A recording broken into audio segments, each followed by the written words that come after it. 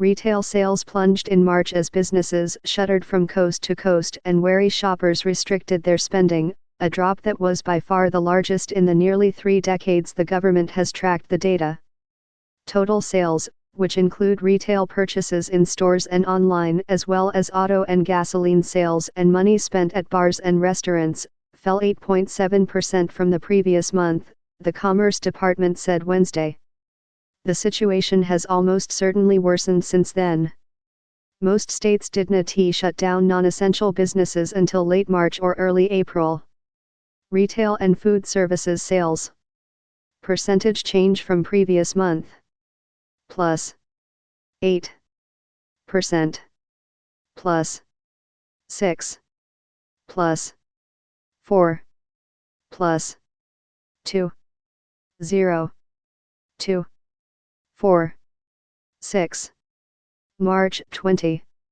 Recessions. 8.7%. 8. 10. 0 0. 0 1. 0 2. 0 3. 0 4. 0 5. 0 6. 0 7. 0 8. 0 9. 10. 11. 12. 13. 14. 15. 16. 17. 18. 19. 20. Retail and food services sales. Percentage change from previous month. Plus 8%. Plus 6. Plus 4. Plus 2. 0. 2. 4. March 20. 6.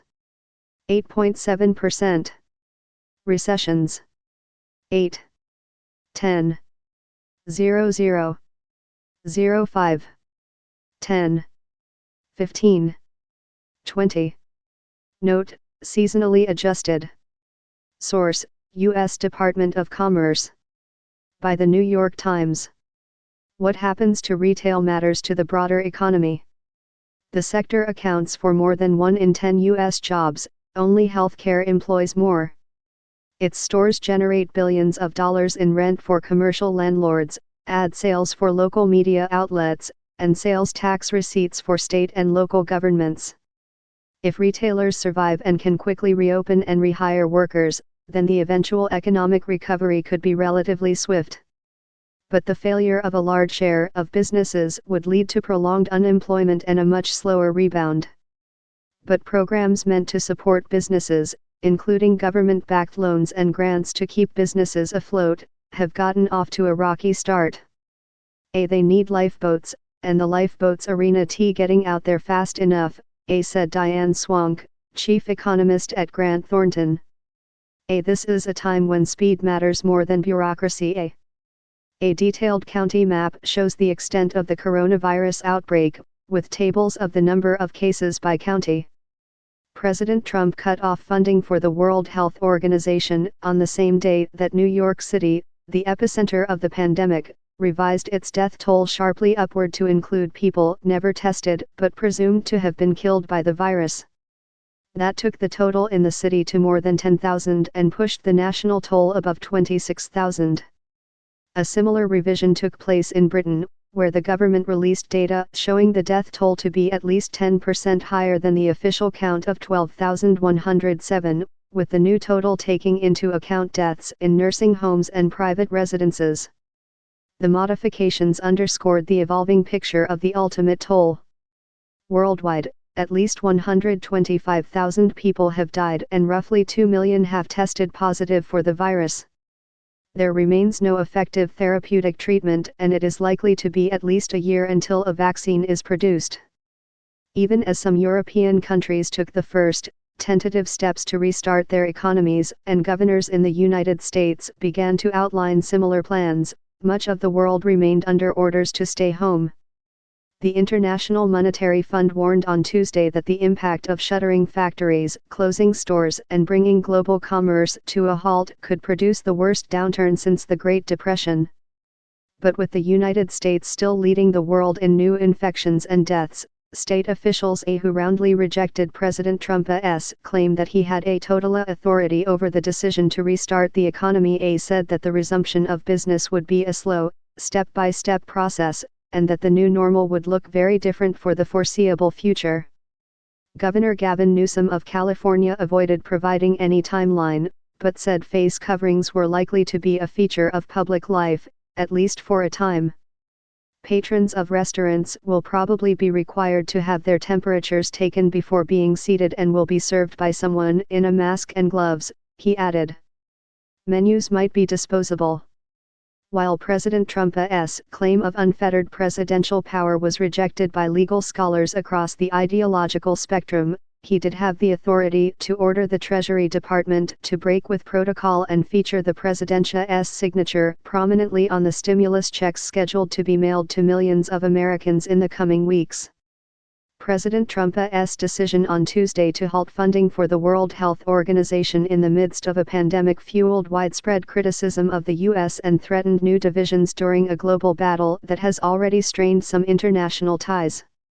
Halting funding for the World Health Organization during a world health crisis is as dangerous as it sounds, Bill Gates, the founder of Microsoft, who has donated the vast bulk of his fortune to supporting initiatives to bolster public health, wrote on Twitter.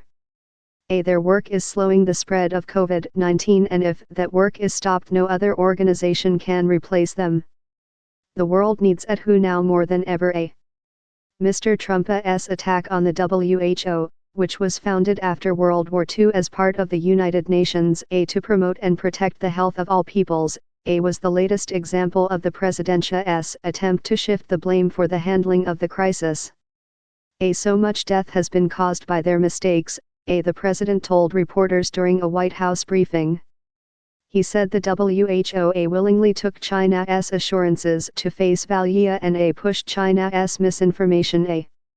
Antonio Guterres, the Secretary General of the United Nations, defended the WHO and said it was possible that the same facts have had different readings by different entities, but he said that the middle of a pandemic was not the time to resolve those differences.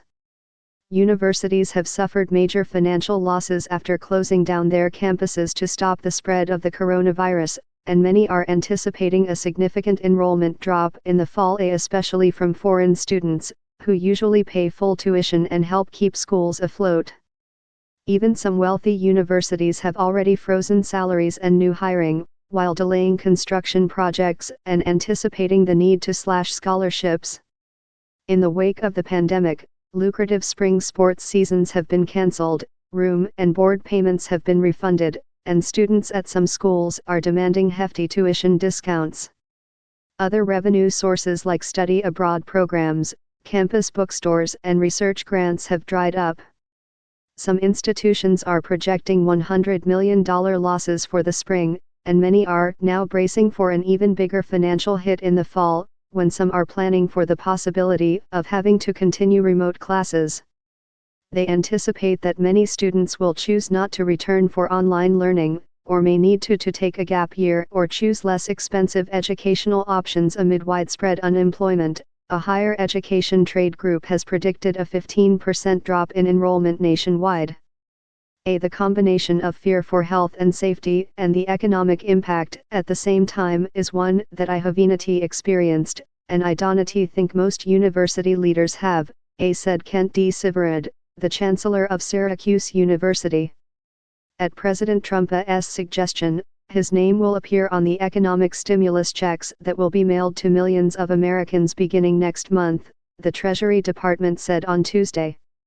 Adding Mr. Trump's name is a break from protocol, and it will appear on the memo section of the check because Mr. Trump is not legally authorized to sign such disbursements. A Treasury official, speaking on the condition of anonymity, said adding the president's name would not delay the disbursements, set to begin the week of May 4 for up to 20 weeks. Some Americans who are set to receive the stimulus funds through direct deposit will not even see it. The addition of the Presidentia's name to the stimulus funds comes at a time when Mr. Trump is trying to assert control of the country's plan to reopen the economy after being decimated by the virus. Earlier this week, he claimed he had a total authority on this matter, even though these decisions are made by the states. To advise the president on how and when to reopen the economy, Mr. Trump announced a list of advisors, including more than 200 prominent business owners and leaders, labor union executives, the president of the United States Tennis Association, and the commissioner of the WNBA. Also on the list was Jeff Bezos, the Amazon founder who owns the Washington Post and who is a frequent target of the presidentia's criticism. During his Rose Garden announcement on Tuesday, Mr. Trump was vague about whether everyone on the list had agreed to serve on the task force or were even aware they were on it. At least one person on the list, who asked not to be identified for fear of angering the White House, said that no request had been made to join the list, and that there had been no advance notice of an announcement. Paris Banks sprayed the seat with Lysol before sliding into the last row on the right. Rochelle Brown put out her cigarette, tucked herself behind the steering wheel and slapped the doors shut. It was 8:37 a.m., and the number 17 bus began chugging westward across Detroit. On stepped the fast food worker who makes chicken shawarma thottas delivered to doorsteps, the janitor who cleans grocery stores, the warehouse worker pulling together Amazon orders. By 9:15, every available row on the bus was occupied. Strangers sat shoulder to shoulder. The city might be spread across 139 square miles, but one morning last week, there was no way to social distance aboard this 40-foot-long New Flyer bus. Passengers were anxious and annoyed. Resigned, too. Detroit has become a national hotspot, with more than 7,000 infections and more than 400 deaths. One reason for the rapid spread, experts say, is that the city has a large working-class population that does not have the luxury of living in isolation. Their jobs cannot be performed from a laptop in a living room. They do not have vehicles to safely get them to the grocery store. And so they end up on a bus. Just like the number 17A, a reluctant yet essential gathering place, and also a potential accelerant for a pandemic that has engulfed Detroit. It is a rolling symbol of how the virus is affecting Americans in disparate ways, often based on class and wealth. Similar protective measures are taking place across the country. On Sunday, Governor Phil Murphy of New Jersey announced that transit riders older than 3 would need to wear masks on trains and buses, or else be denied service. Mr. Murphy also mandated that transit employees wear gloves and masks after one of its conductors died from coronavirus complications. And the transit system serving Eugene, Oregon, Lane Transit District, also recently required bus riders to wear masks. Further complicating the matter, scientists agree that while 6 feet is a sensible and useful minimum distance for people to separate from one another when possible, some say that farther away would be better. Sneezes, for instance, can launch droplets a lot farther than 6 feet, according to a recent study, as a Times 3D simulation shows.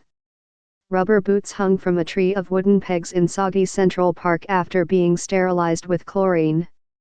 Workers observed a one-way flow into and out of what they referred to as the hot zonia of patient treatment tents. Step by step, they removed their isolation suits in a designated area, as a monitor barked instructions. I like to liken it to a checklist that a pilot goes through before he starts the engine, Dr. Elliot Tenpenny, the UNITA's medical director, said on Monday. You do it exactly the same way every single time. The field hospital began treating patients on April 1 for Mount Sinai Health System and is directly across Fifth Avenue from one of its main hospitals. The tents, which are operated by the evangelical Christian relief group Samaritana's Purse, have the look of an Ebola treatment unit in the Democratic Republic of Congo, where some of its staff have previously been deployed. The group has set up field hospitals in wartime Iraq, after an earthquake in Ecuador, following a hurricane in the Bahamas, and during a diphtheria outbreak in Bangladesh, among others. The Central Park Tent Hospital is the Group's first medical deployment in the United States. There is only so much togetherness anyone needs, and after a month of living together, your family most likely has had its share of rocky moments. We have some advice for problems such as navigating your stuck-together relationship and handling cooped-up children. In a crisis, our most important technology has boiled down to just a few basic items and services. This short list can guide our priorities in tech consumption even after we come out of this uncertain period. It also means that we don't have to spend so much money to maximize our happiness. Reporting was contributed by Ben Castleman, Supna Maheshwari, Sherry Fink, John Elegon, Sabrina Tavernas, Michael D. Shear, Anemona Hardokales, Karen Barrow, Kenneth Chong, James Gorman, Maggie Haberman, Annie Carney, Amy Ortiz, Mark Santora, Nval Sheik, and Alan Rapport.